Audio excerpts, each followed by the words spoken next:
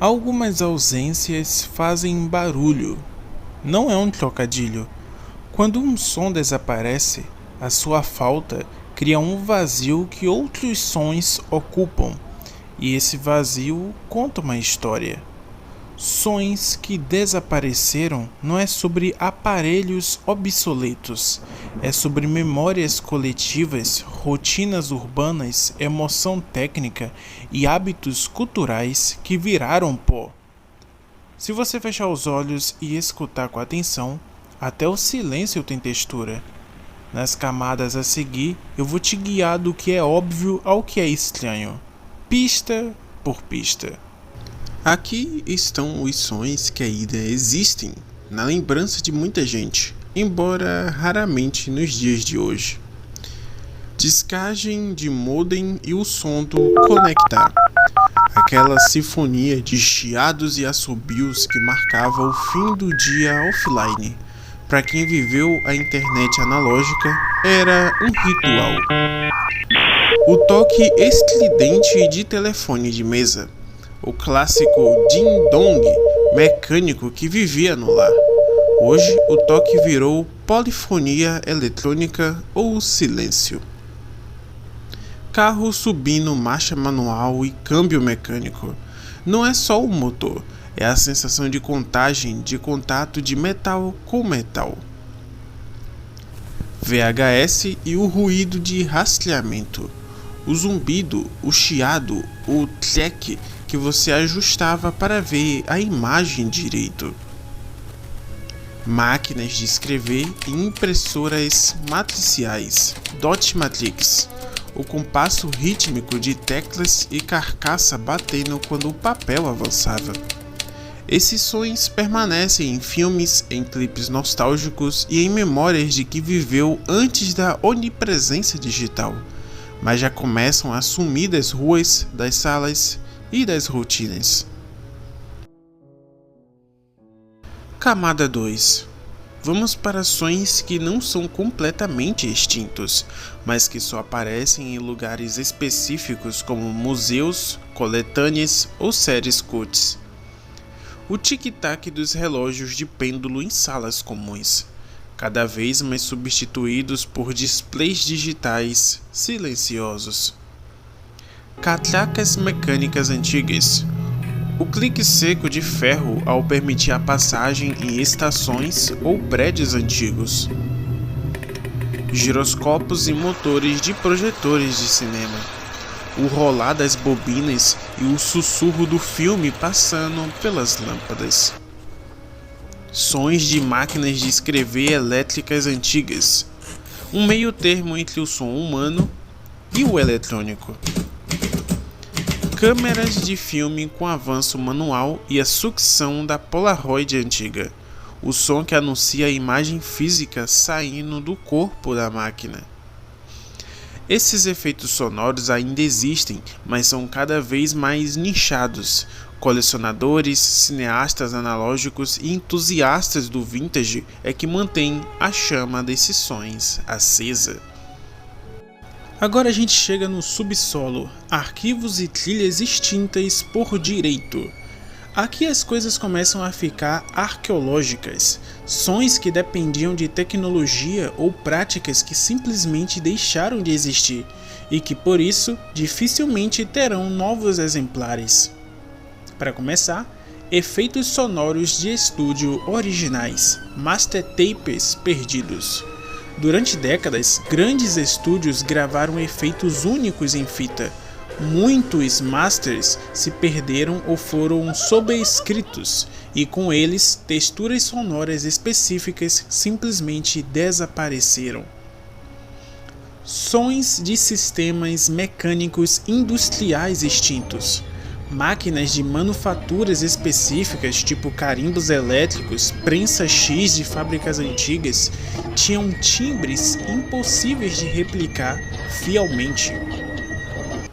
Trilhas sonoras produzidas com equipamentos analógicos raros.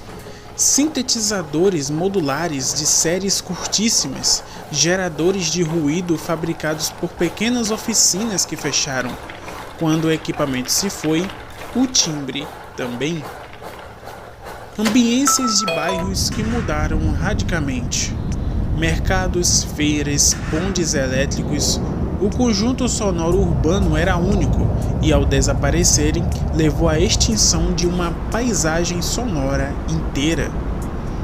Nesta camada falamos de perda irrecuperáveis ou de coisas cuja reconstrução exigiria enorme esforço técnico e sorte documental. Camada 4. Penumbra. Nem sempre a extinção é física, às vezes ela é burocrática ou cultural.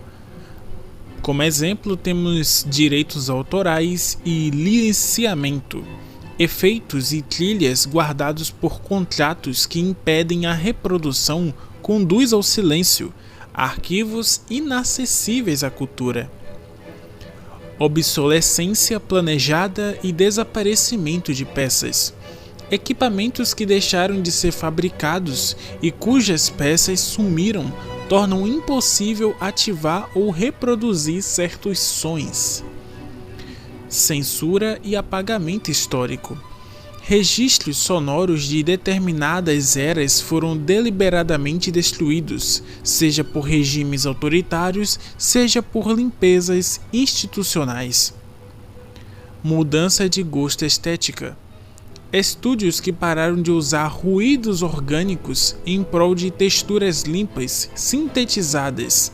Assim, técnicas e bibliotecas caem em desuso no caso. Aqui, o desaparecimento tem rosto humano, decisões, contratos, escolhas estéticas que transformam o que podemos ouvir ou não ouvir.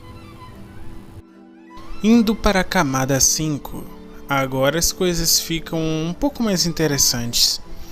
Entramos nas histórias que circulam como sussurros entre técnicos, colecionadores e teóricos acústicos. O efeito X, que ninguém mais tem.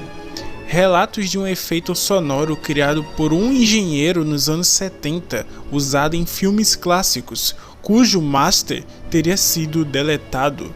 Alguns juram que a reprodução digital não tem alma, outros dizem que era uma lenda. Misteriosas bibliotecas de efeitos perdidas em incêndios. Histórias sobre estúdios inteiros reduzidos a cinzas, com gravações únicas. Verdade ou mito, a narrativa reforça a sensação de perda. Sons que só aparecem em gravações antigas e não se repetem. Ruídos de rádio local, transmissões pirateadas, vozes em feiras que nunca foram regravadas. Há quem colecione essas análises espectrais como se fossem fósseis. Mercado clandestino de máquinas raras.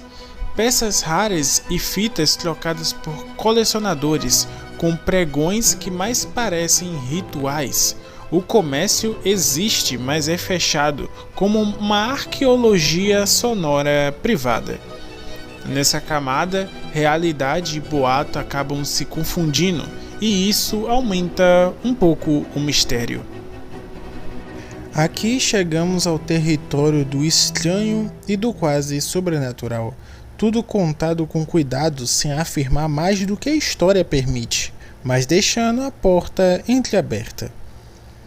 Gravações impossíveis, descobertas em caixas esquecidas. Fitas cujo espectro mostra frequências e padrões que não se encaixam em nenhum aparelho conhecido. Os audífilos discutem se são experimentos antigos ou interferências naturais registradas por acaso. Efeitos sonoros criados por máquinas que fundem matéria. Rumores de dispositivos experimentais que manipulavam som através da fisicalidade extrema. Não há documentação pública, apenas notas de laboratório perdida. Sons apreendidos por artefatos. Histórias sobre um dispositivo antigo que aprendia padrões e reproduzia ruídos nunca antes ouvidos.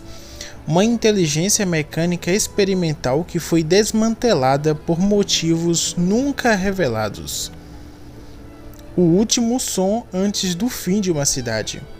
Relatos de gravações recuperadas após um abandono em massa, contendo trilhas sonoras inteiras de um lugar que parou de existir. Sussurros, alarmes, uma ortografia sonora de um instante final. Existem audiências que juram que, ao ouvir essas gravações, sentem vertigem. Fitas seladas com propriedade sonora proibida.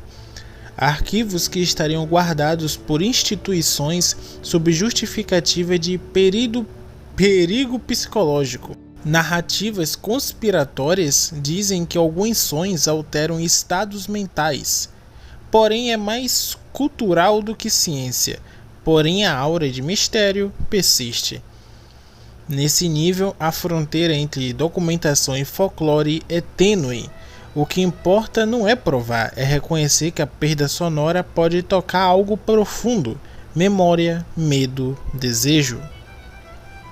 Perder um som é perder uma forma de ver o mundo, não visualmente, mas através do ouvido. Arquivar, recuperar e reconstruir trilhas e efeitos exige técnica, ética e vontade cultural.